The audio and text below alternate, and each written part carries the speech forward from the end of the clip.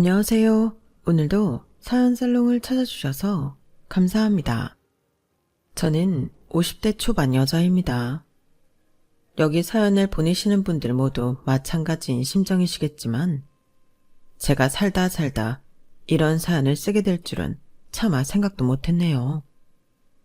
아니, 실은 적게 되더라도 남편 때문에 적을 줄 알았어요. 사실 고백하자면 남편이랑은 사이가 멀어진 지 꽤 되었거든요.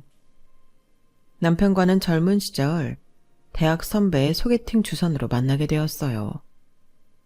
우연히 선배와 이야기 나누는 걸 길 가다 본 남편이 선배에게 저를 소개시켜 달라고 해서 시작된 만남이었죠.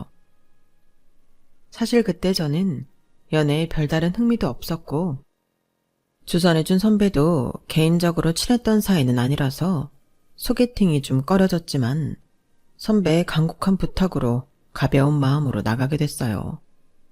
그러다 보니 아무래도 나간 자리에서도 남편에게 별다른 흥미도 설렘도 없었죠. 하지만 남편은 제가 마음에 들었던 모양인지 한 번으로 끝내려던 만남이 남편의 구애로 인해 2번, 3번 늘어나게 됐어요. 처음에는 이리저리 휘둘리듯 만나다가 몇 번 만나다 보니 첫 만남에서는 발견 못했던 장점들도 보이고 워낙 이야기를 많이 나누다 보니 알게 모르게 정도 들어서 생각보다 만남이 오래 지속되었어요. 이성적인 설렘은 없어도 사람 자체는 호감이다 보니 점점 주변에서도 만나보라는 얘기가 많이 들려오더라고요. 얘, 그만하고 이제 호영씨 좀 받아줘. 만나는 주면서 마음은 안 받아주는 거. 그것도 너 좋다는 사람한테 못할 짓이다. 여자는 결국엔 자기가 좋아하는 사람보단 자기를 좋아해주는 사람을 만나야 행복하대. 그렇게 너 좋다는 사람 언제 또 만나겠어. 그만 좀 튕기고 이제 그만 만나봐. 만나보고 별로면 헤어지면 되잖아.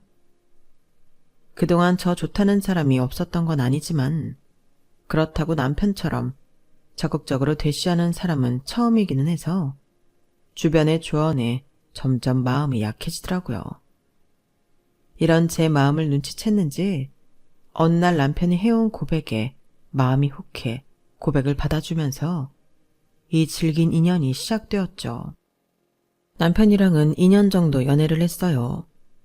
요즘 젊은 사람들은 20대는 온전히 즐기고 30대나 되어야 결혼을 할까 말까 하던데 저 때는 거의 대학 졸업하면 결혼으로 가는 루트라 저 역시 졸업하고 나니 결혼 수순을 밟는 게 당연하다고 느껴졌고 그때 옆에 있었던 게 남편이라 자연스럽게 남편과 결혼 준비를 하게 됐어요. 남편은 그때까지만 해도 저한테 지극정성을 다했거든요. 민정아, 우리 이제 연애 그만하고 결혼하자. 내가 평생 행복하게 해줄게. 어렸던 저는 참 그런 말 한마디에도 쉽게 행복해지는 사람이었죠. 물론 남편이 저를 그렇게 아끼고 사랑해줬음에도 결혼에 대한 불안감이 아예 없었던 건 아니었어요. 그땐 워낙에 저희 부모님 세대부터 시댁살이는 고되다는 것을 옆에서 보고 자라왔고 그게 당연하게 여겨지던 시대여서 시부모님이 어떤 분들일까에 대한 두려움도 워낙 컸거든요. 내가 결혼을 해보니까 말이야. 좋은 남편에 좋은 시댁까지 갖는 건 말도 안 되는 욕심이야. 너는 남편이 그렇게 너한테 잘하는데 시댁까진 바라지 마라. 그것만 해도 큰 행복이야. 저보다 일찍 결혼을 한 친구들도 시댁에 관해서는 진작에 체념한 상태더라고요. 그래서 큰 기대 없이 예비 시댁에 인사를 드리러 갔죠. 어느 정도 예상했던 것처럼 어머님은 저에게 호의적이진 않으셨어요. 아들이 아내를 너무 좋아하면 시어머니가 그 꼴을 보기 싫어서 며느리를 더 못 견딘다니 그게 딱 저한테 해당되는 말이더군요. 누가 봐도 눈에서는 꿀이 뚝뚝 떨어지는 남편을 보면서 어머님은 못마땅한 표정으로 싫은 소리를 아끼지 않으셨어요. 에휴, 난 호영이 쟤가 하도 좋다 그래서 뭐 얼마나 대단한 애를 데려오나 했더니만 길 가다 아무나 붙잡고 데려와도 저 정도는 되겠네. 엄마, 무슨 소리예요. 우리 민정이 같은 여자는 전국 팔도를 뒤져도 민정이밖에 없는데. 훅 끼고 있네. 당장 내가 어디서 한 명 데려와봐. 어허, 당신은 참 며느리 되려 앞에서 못하는 소리가 없네. 내가 보기엔 참 선하고 참해 보이는데 뭐가 문제야? 아들이 좋다면 된 거지 왜 이리 말이 많아? 듣는 사람 기분 안 좋게. 안 그러니 아가야? 처음 뵌 날부터 시작된 시어머니의 불평불만 속에서도 꾹 참을 수 있었던 건 저를 아가라고 따뜻하게 불러주시던 아버님의 미소 덕분이었어요. 저를 못 잡아먹어 안달이 난 것 같은 어머님과는 달리 아버님만은 저를 당신 딸 보듯 귀하게 대해주셨죠. 내가 고운 딸을 갖는 게 꿈이었는데 이 사람이 아들복이 있는 사람이라 꿈을 못 이뤘지 뭐냐. 이번 생엔 영영 못 이룰 꿈이겠거니 포기하고 살았는데 지금 보니 그 꿈은 우리 며느리가 다 이뤄주겠네. 하유, 이 사람아. 며느리랑 친딸이랑 같아? 왜? 다른 집 보면 친딸보다 며느리가 훨씬 낫던데. 친딸들은 속만 썩이고 걱정시키는 게 한둘이 아니야. 차라리 이렇게 싹싹하고 착한 며느리를 집에 들이는 게 낫겠더라고. 당신도 애 그만 구박하고 잘 좀 해줘. 결국엔 친아들, 친딸보다 남는 건 며느리야. 지 자식 귀하면 남의 자식 귀한 줄도 알아야지. 아우, 그래도 팔은 안으로 굽는다고. 내 눈엔 내 자식이 더 아깝고 잘나 보이는데 뭘 어떡하라는 거예요. 어머님이 아무리 저한테 딴지를 거셔도 저한테 크게 와닿지 않았던 건 그럴 때마다 아버님이 적극적으로 나서서 방어를 해주셨기 때문이었어요. 기분이 나쁘고 서러울 만한 타이밍에 아버님이 치고 들어와 어머님을 나무라 주시니 제 속에 나쁜 감정이 쌓일 틈도 없이 금방 털어내지더라고요. 어머님이 부리는 심술 정도는 다른 시댁에서도 다 부린다고 생각하니 아버님이라도 이런 분이 계신 곳에 시집을 간다는 게 행운처럼 느껴질 정도였어요. 민정아, 너 인사드리고 왔다며. 시댁 분위기 좀 어때? 걱정 많이 했잖아. 네가 말했던 대로 어머님은 뭐 내가 뭐가 그렇게 마음에 안 드는지 트집 잡느라 바쁘시더라. 남편이 하도 날 좋게 말해놔서 내가 대단한 줄 알았다나 뭐라나. 아, 정말 시자 붙은 것들은 다 왜 그 모양이래? 처음 본 자리에서 그게 무슨 기분 나쁜 소리야. 너도 시댁살이 보통은 아니겠다. 그치, 나도 어느 정도 각오는 하고 있어. 뭐 이 문제로 헤어진다 해도 내가 더 좋은 남자를 만날 수 있을지 몰라도 더 좋은 시댁을 만날 거란 보장도 없으니까. 걔가 뭔 소리야. 니네 남편 같은 사람이 어딨다고. 난 오히려 반대라고 보는데 그래도 남편이 너한테 죽고 못 사는데 중간 역할은 좀 잘해줄 것 같네. 아, 사실 그날은 남편보다는 오히려 아버님이 중재를 많이 해주셨어. 어머님한테 그런 소리 좀 하지 말라고 하시면서. 나도 귀한 집 딸이라는데 울컥할 뻔했잖아. 그때부턴 어머님도 태도가 좀 누그러지셨던 것 같아. 와, 진짜? 아버님이? 그럼 최악은 아니네. 야, 어떤 집은 어머님보다 아버님이 더 난리인 집도 있어.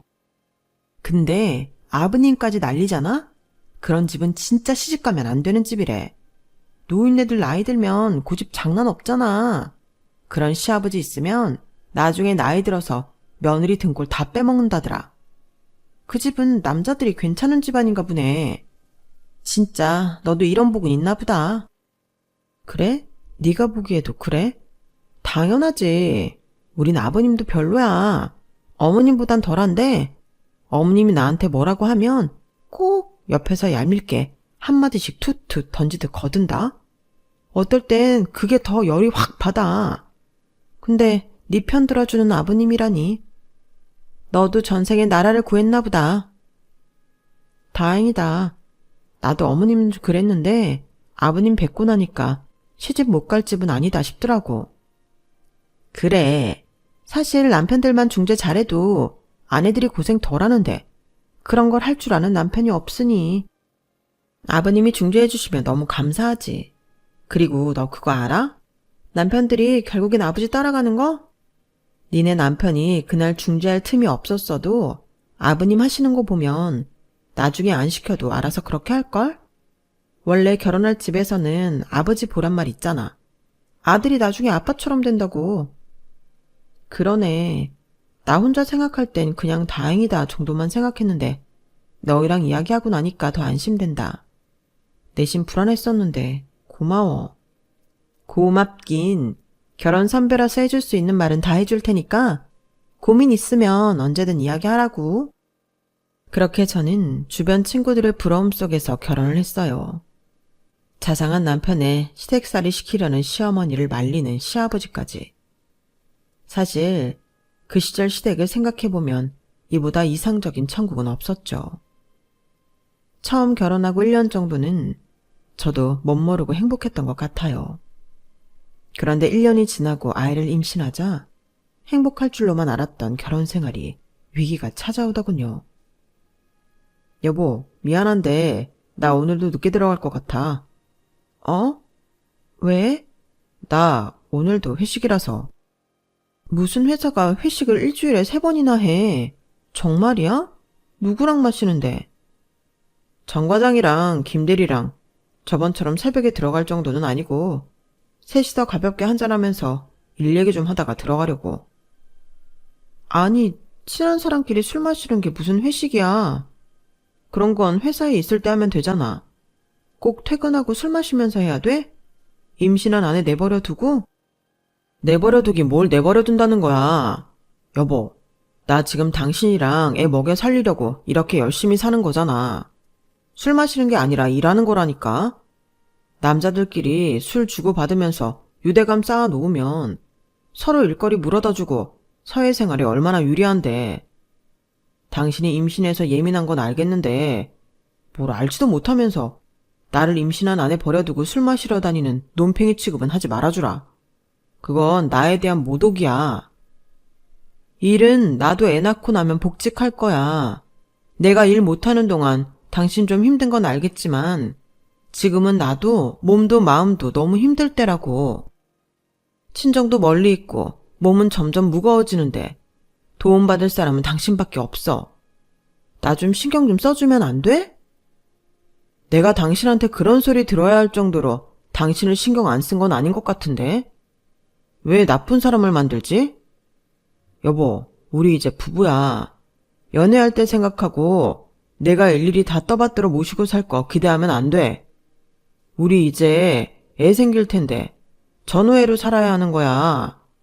이러다 애 낳고 밀려나는 기분 느끼고 그러면 나 정말 곤란하다. 뭐라고? 내가 뭐 많은 거 바래? 술 약속 좀 줄일 수 있는 건 줄이고 나랑 시간 좀 보내달라는 건데 그게 그렇게 어려워? 내가 언제 떠받들어 모시고 살아달라 했어. 아, 어쨌든 안 되는 건 안 되는 거야. 나도 처자식 먹여 살리려면 사회생활엔 충실해야지. 나 바빠. 끊는다. 오늘 약속은 취소 못하니까 그런 줄 알아. 가뜩이나 임신해서 호르몬 때문에 사소한 일에도 기분이 오락가락 하는데 남편까지 말이 안 통하니 정말 미치겠더라고요. 잡은 물고기한테 밥 안 준다는 말이 있듯이 연애 때만큼 공주대접을 바란 건 아니었는데 저를 무슨 공주대접 못 받아서 환장한 사람 취급을 하며 제 작은 부탁을 거절하는 남편이 너무 이해되지 않았어요. 말로만 듣던 그 잡은 물고기가 된 기분은 상상 이상으로 비참하더라고요. 그날 남편과 연애하던 시절 사진을 보며 펑펑 울다 잠들었네요. 2년이나 만나고 결혼했는데 내가 그동안 알고 지내던 사람이 맞나 싶기도 했고요. 저를 더 힘들게 했던 건 주변의 반응이었어요. 뭐라고? 니네 남편 그런 사람 아니었잖아. 어떻게 사람이 하루아침 만에 그렇게 돌변해?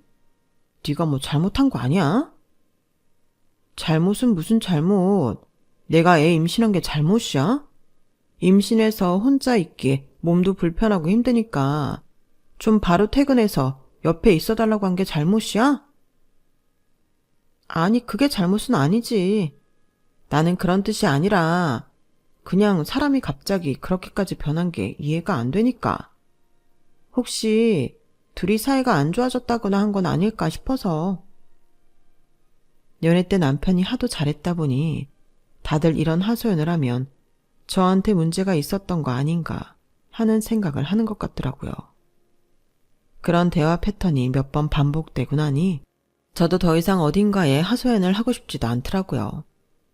남편에게 속상하고 서운한 감정은 쌓여가는데 어딘가 말하고 풀 데도 없으니 부정적인 감정은 점점 쌓여만 갔어요. 임신하는 내내 외롭고 우울했지만 그래도 아이를 낳고 나니 행복감이 밀려오더라고요.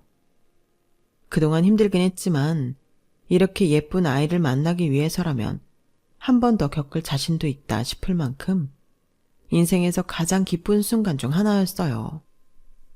하지만 기쁨은 생각보다 오래가지 않더라고요.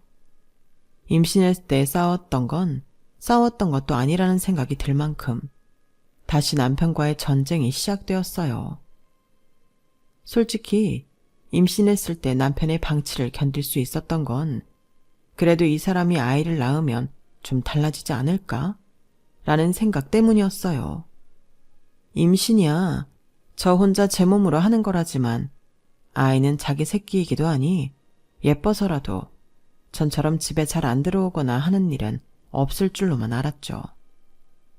제가 알던 남편은 자상하고 사랑이 많은 남자였으니까요. 그 정도 겪어봤으면 저도 그 사람을 좀 꿰뚫어 봤어야 했는데 저는 제 결혼이 실패한 결혼이고 남자 보는 눈이 없었다는 사실을 받아들이기 힘들었던 것 같아요. 그래서 그때도 계속 과거의 남편의 잔상만 쫓으면서 남편이 달라질 거라고 믿었던 거죠. 하지만 아이를 낳고 난 뒤 육아라는 벽에 부딪히자 남편의 방치는 더 심했음 심했지 나아지지는 않았어요. 아니, 이제 집에 나 혼자 있는 것도 아니고 애도 있는데 이제 좀 제깍제깍 들어와서 애도 봐주고 해야 하지 않아? 나 하루 종일 사람 하나 안 만나고 집에서 애만 보고 있자니 너무 힘들어. 어차피 당신 퇴근해도 몇 시간밖에 못 보는데 그 짧은 시간 동안만이라도 애 좀 봐주면 어디가 덧나니? 아, 여보, 그만 좀 해. 언제까지 애 가지고 이럴 거야? 남편이 돈 벌어오면 아내 역할은 뭐야? 집안일 안 밀리게 제때 잘하고 애 잘 키우고 그게 아내가 하는 일이잖아. 여자들 결혼하면 이렇게 사는 거 모르고 결혼했어? 결혼하기 전까지 내가 그렇게 공주님 대접해줬으면 이제 그만 바랄 때도 됐잖아. 당신이 지금 아가씨 때랑 같아? 내가 돈을 안 벌어다 주는 것도 아니고 따박따박 잘만 벌어다 주는데 왜 이렇게 바라는 게 많아? 아니, 당신만 이래? 나도 지금 애 때문에 일 잠깐 쉴 뿐이지 엄연히 직업이 있는 사람이야. 그래서 뭐?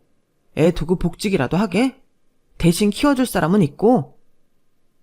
남편이 그렇게 말하는데 할 말이 없었어요. 사실 저는 간호학과를 나와서 취직한 지 2년도 안 돼요. 결혼을 한 케이스였기 때문에 다시 복직을 한다고 해도 처음부터 다 새로 배우는 마음으로 해야 했어요. 임신하고 육아를 시작하는 기간 동안 쉬는 기간이 길어지면서 복직에 대한 두려움과 불안감도 더욱 커져가고 있던 터였죠. 사실 내 아이를 남의 손에 맡기는 것도 쉬운 일은 아니잖아요. 남편과 이런 언쟁이 일어날 때마다 본인은 돈을 벌어 온다는 핑계를 대는 게 너무 듣기가 싫어서 복직을 하고 싶다가도 현실적으로 쉽지가 않아 망설여지더라고요. 친정 엄마도 멀리 사셨고 시부모님에게는 남편이 직접 부탁을 하면 모를까 차마 제가 부탁드리기가 입이 안 떨어지더라고요.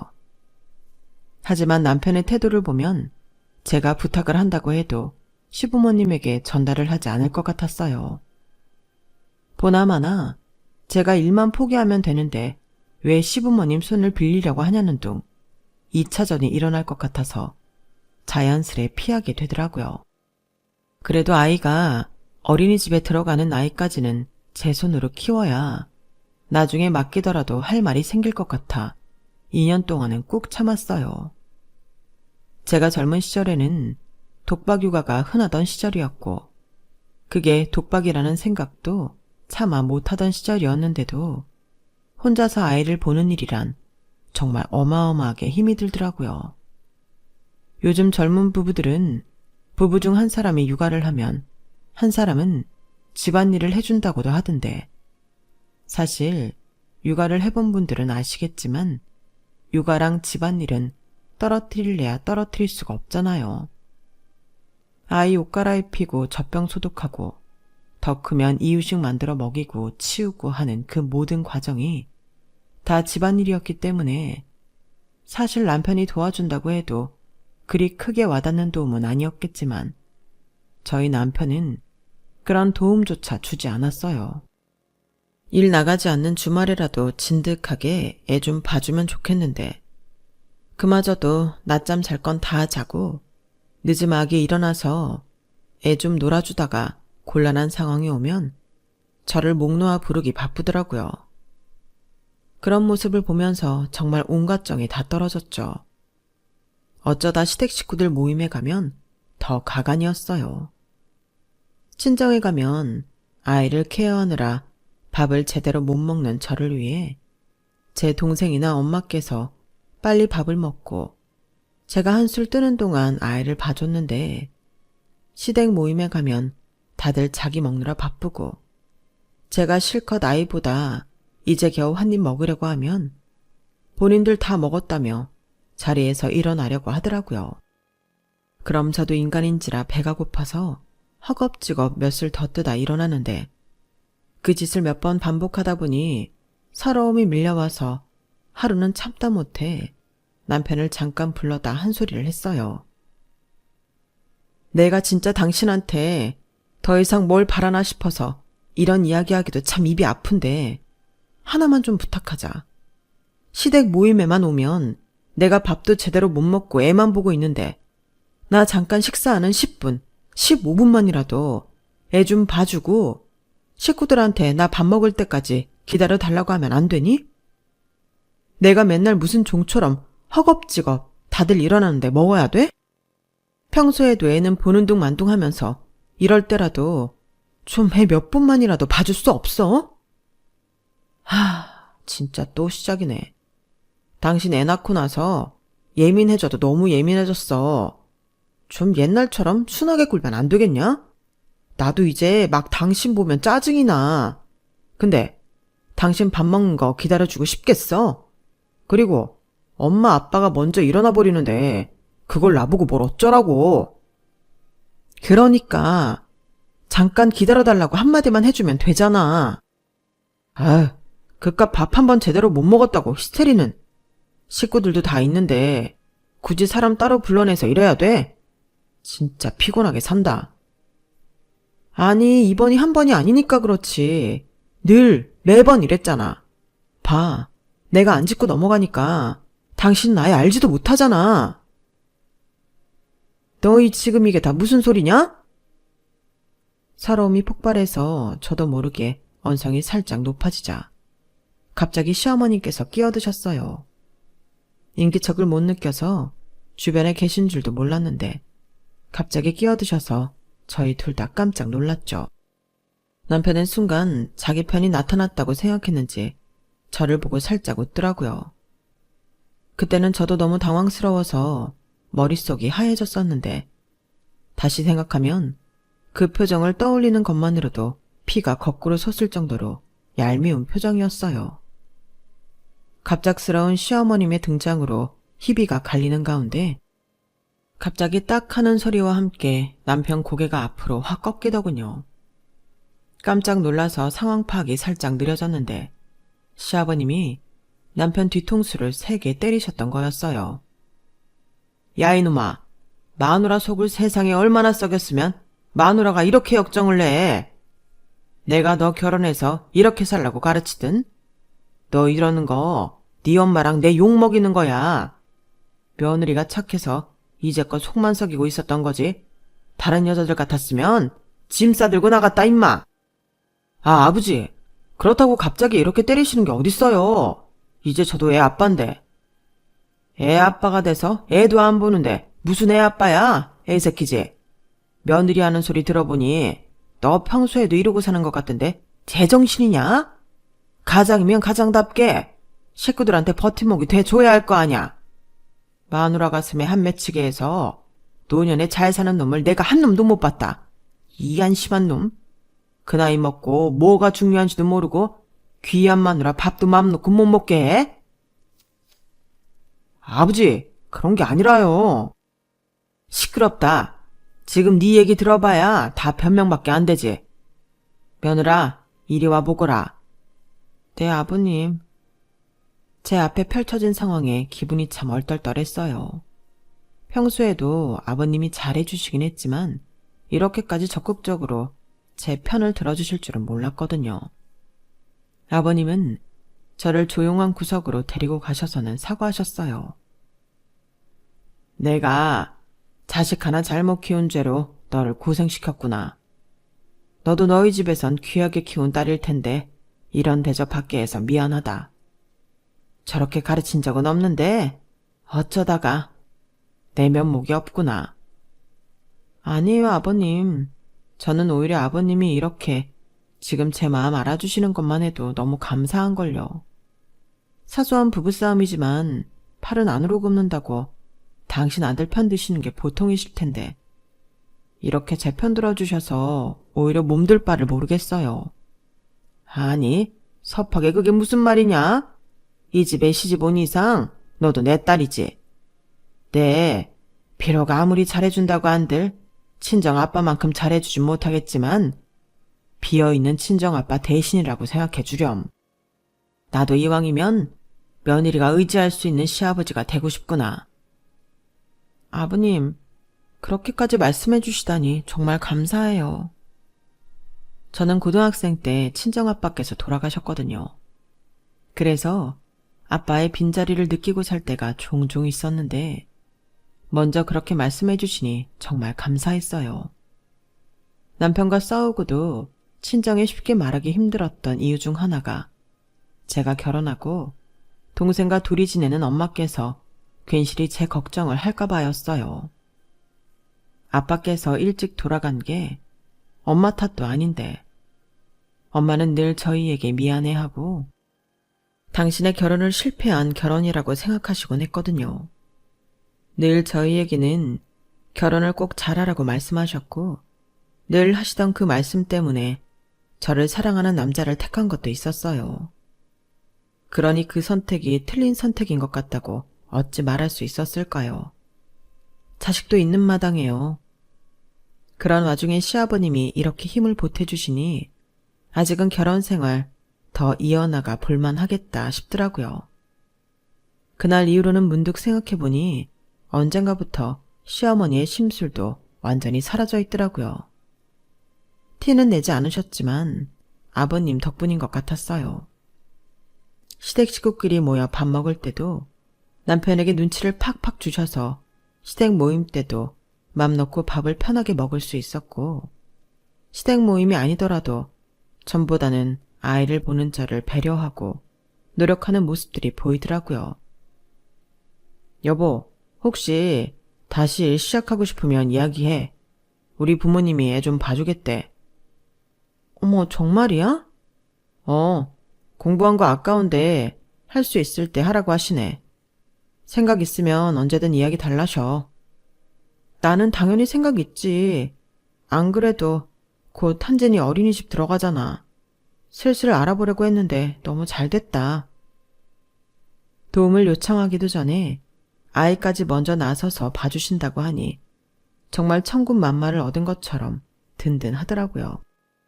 늘 감사하고 죄송한 일들 뿐이니 시댁에는 날이 갈수록 충성을 다해 잘해드릴 수밖에 없었어요.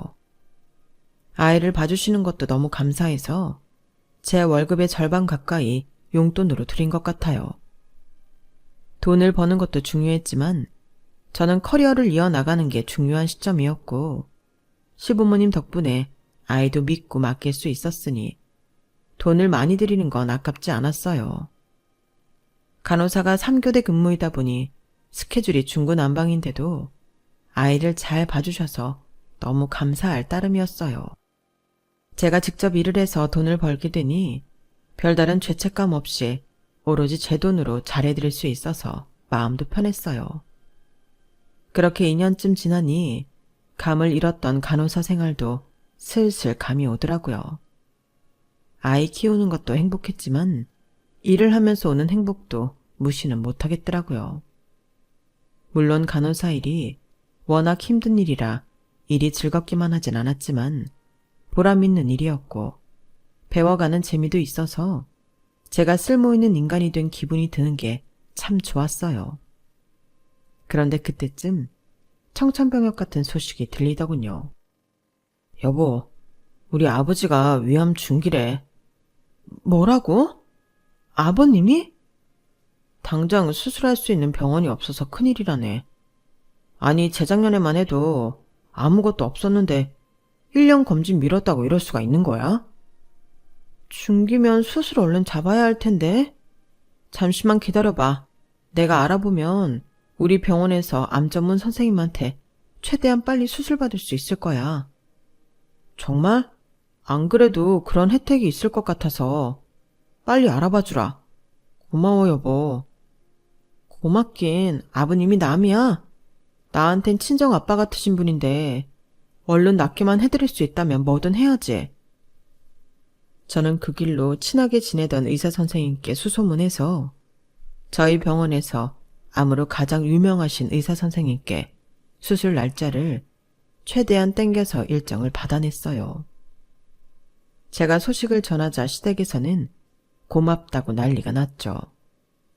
아버님도 눈물까지 글썽이면서 제 손을 잡더라고요. 고맙구나. 정말 고마워. 내가 살면 다 네 덕이다. 아니에요, 아버님. 수술 잘 받고 오세요.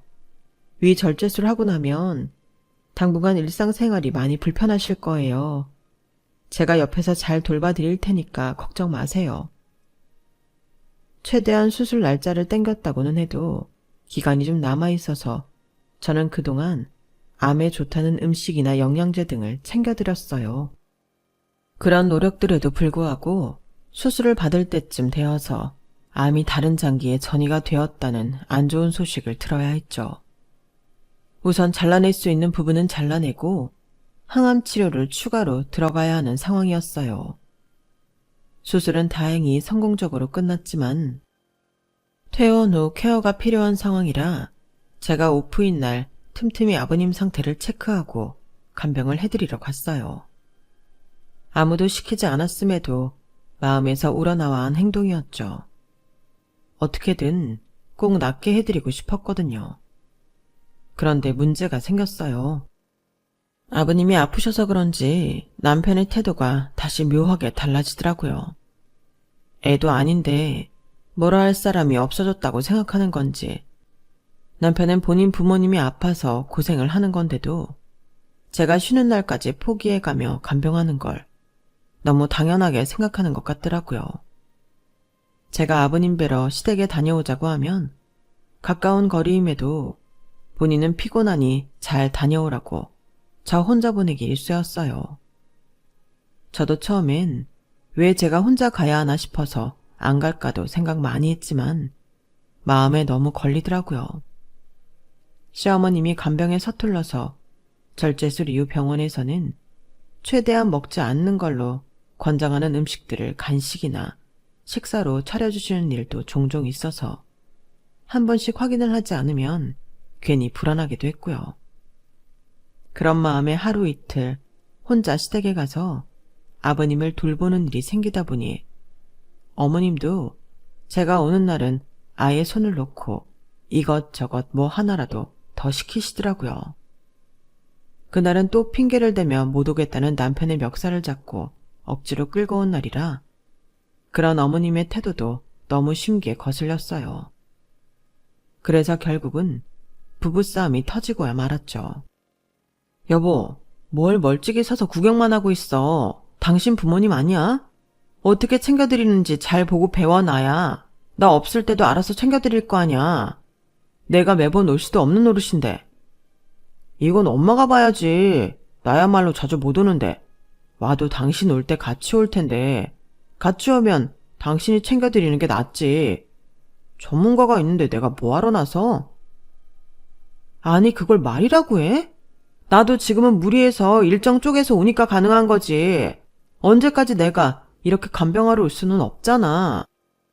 예, 너는 지금 아픈 시모부 앞에서 쌈박질이나 하고 싶어? 네가 뭐 간호사인 게 유세야? 그 직업 유지하고 있는 게 다 누구 덕분인데? 우리 덕분에 간호사 일 계속했지? 아니었음. 너 그냥 주부로 살았을 거 아니니? 근데 이제 와서 시부모 아픈 거 좀 봐준다고 생색질이니 생색질은? 어머님, 무슨 말씀을 그렇게 하세요? 제가 생색 낼 것 같으면 이렇게 자주 오지도 않아요. 그동안 아버님께 너무 감사한 일이 많았어서 어떻게든 도움되고 싶어서 이러고 있는데 어떻게 말씀을 그렇게 하실 수 있어요? 갑자기 어머님까지 끼어들어서 남편 편을 드시니 시아버님이 정정하실 때 교통 정리를 하시기 전 결혼 초가 떠오르더군요. 그때 바로잡지 않았더라면 평생 이러고 살았을 거 생각하니 눈앞이 아찔했어요. 그때 아버님께서 저희 싸우는 소리를 듣고는 남편에게 따라 나오라는 손짓을 하더군요. 아, 진짜. 남편은 꼭 학생 주임 선생님한테 끌려나가는 철없는 남고생처럼 짜증 어린 티를 팍팍 내며 아버님을 따라 나갔어요. 그 모습을 보니 몇 년에 걸쳐서도 선뜻 결심이 안 서던 이혼 결심이 갑자기 확 들더라고요. 아버님께는 따로 도움을 드리는 한이 있더라도 저런 인간과는 평생 살 자신이 들지 않았어요. 두 사람이 방으로 들어가고 어머님과는 어색하게 앉아있다가 한참을 지나도 나오지 않길래 그만 됐다고 말리기 위해 방 쪽으로 다가갔어요. 방문을 미처 닫지 못해서 살짝 열려있는 방문 사이로 대화 소리가 들렸어요.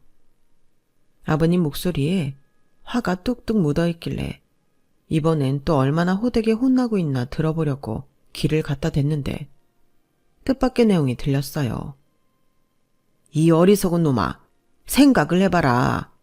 네가 지금 마누라한테 잘만 하면 너 아플 때도 이렇게 안 해주겠니? 애초에 우리가 제 마음에 든다고 한 이유가 뭔지 잘 생각을 해봐라.